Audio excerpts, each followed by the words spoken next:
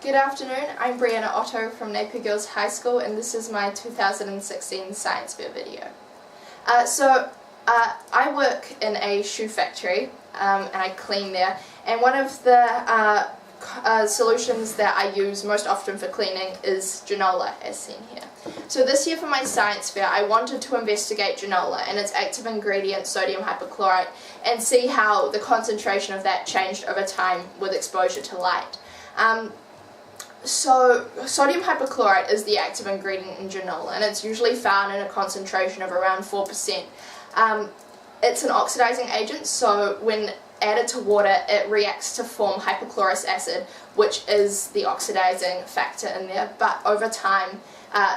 hypochlorite ion also decomposes itself into chlorate and chloride ions, which aren't oxidizing agents, and that's how the hypochlorite is used up and the concentration of it decreases and decreases the efficiency of cleaning, and by decreasing the oxidizing component.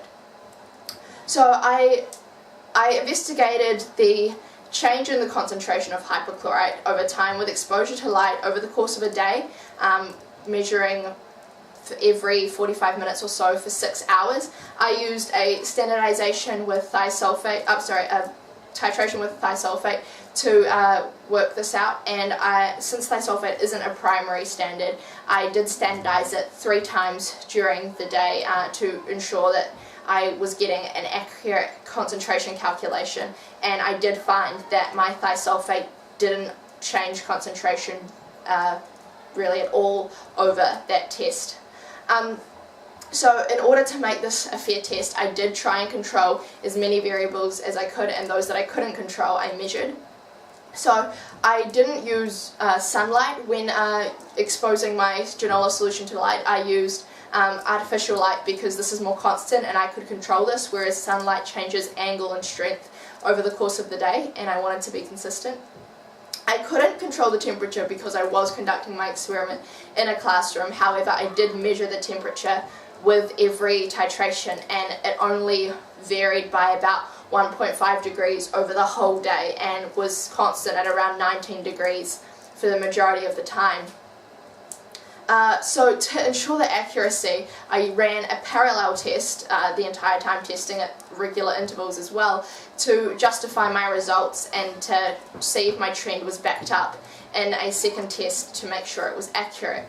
My results did show in the end that the concentration of hypochlorite in a Janola solution does decrease over time in a relatively linear relationship. However, since I didn't have a control variable with no exposure to light, I can't say that this was solely due to light being the only factor in this decomposition. However, I can say it does decrease over time with light. So in future, if I were to conduct another experiment, I would have a control variable so that I could then be certain in my conclusion. Were I also to repeat this, I would have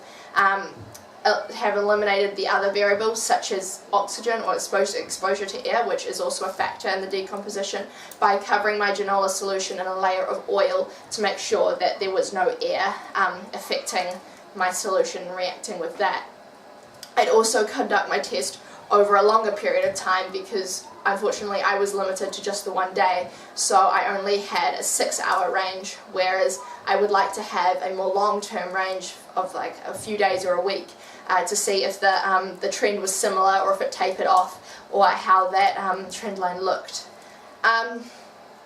In terms of the real-life applications of my experiment, as you can see here, Janola is stored in a solid plastic container that is opaque, that doesn't let light into the solution in order to minimize the decomposing and decreasing concentration of hypochlorite. Janola is recommended to be stored out of sunlight and at a constant temperature, and it has a shelf life of about 12 months from the date of manufacture. About 0.75 grams of chlorine is lost per day in a Janola solution, so it does decrease by itself quite readily, and light obviously can increase that. So in terms of the practical applications of my experiment, given that a certain amount of Janola is recommended to be added when making a solution to have an effective and efficient cleaning process, and if the concentration of hypochlorite is decreasing over time, you would expect to add more Janola when mixing a solution, depending on how long you've had the bottle of Janola for. So I could calculate